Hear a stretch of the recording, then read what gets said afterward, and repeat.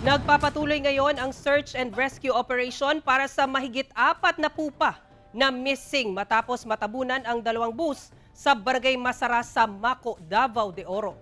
Alamin natin ang detalye sa live report ni Tony Humamil ng GMA Regional TV 1 Mindanao mula sa Mawab, Davao de Oro. Jess?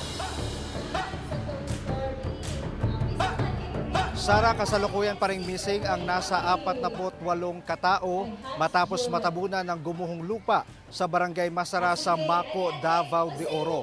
Dito sa Mawab, Davao de Oro man, pansamantalang inilikas ang nasa 700 pamilya na apektado ng pagguho.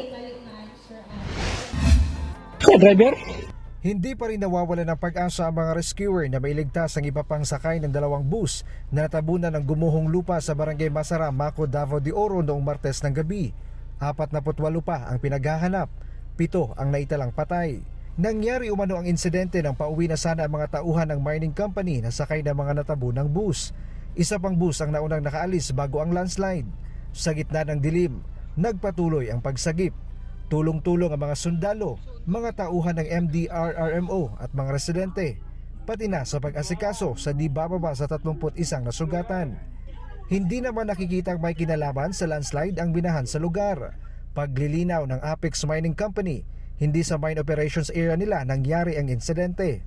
Gumuho raw ang lupa sa terminal ng mga sasakyan na ginagamit bilang service vehicles para sa kanilang mga tauhan. Sa ngayon, limitado raw ang operasyon ng kumpanya habang nakikiisa sa rescue operations ng lokal na pamahalaan. Sa huli nilang tala, 62 empleyado na raw ng Apex Mining ang accounted for at nasa ligtas ng kalagayan. Nagsagawa ng aerial inspection si Pangulong Bongbong Marcos para makita ang pinsala sa Barangay Masara. Mahigit 700 pamilya ang inilikas mula sa mga lugar na malapit sa gumuhong lupa, partikular na sa mga barangay ng Mainit, Tagbarus, Elizalde at Panibasan. Dinala muna sila sa iba't ibang evacuation centers. Sa 4 na paaralan sa Mawab, Davao de Oro, pansamantalang dumikas mula sa panganib ang mahigit 700 pamilya mula sa Barangay Masara, Mainit, Tagbarus, Elizalde at Panibasan. Dito sa Nuevo Iloco Elementary School, nanuluyan ang tinatayang nasa 200 pamilya mula sa mga barangay ng Tagbarus at Mainit matapos maapektuhan ng pagguho.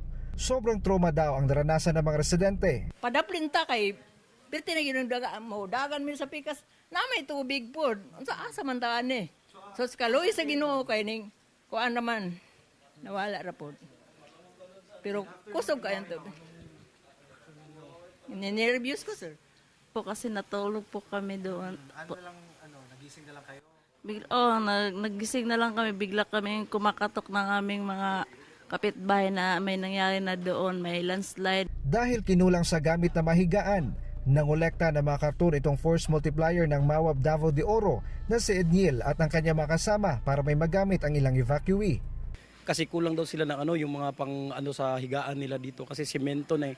Kaya yun, nangalap ako ng mga karton sa mga kaibigan ko na may tindahan sa Mawab. Tapos yun, nakuha ko naman. Tapos sinatid namin dito kaagad.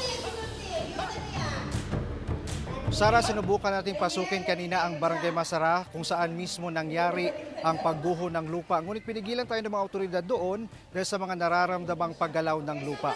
Mapapansin nga sa ngayon na nakakordon ang entrada ng lugar. Kaninang 6 a.m. dumating ang backhoe na gagamitin sa operasyon.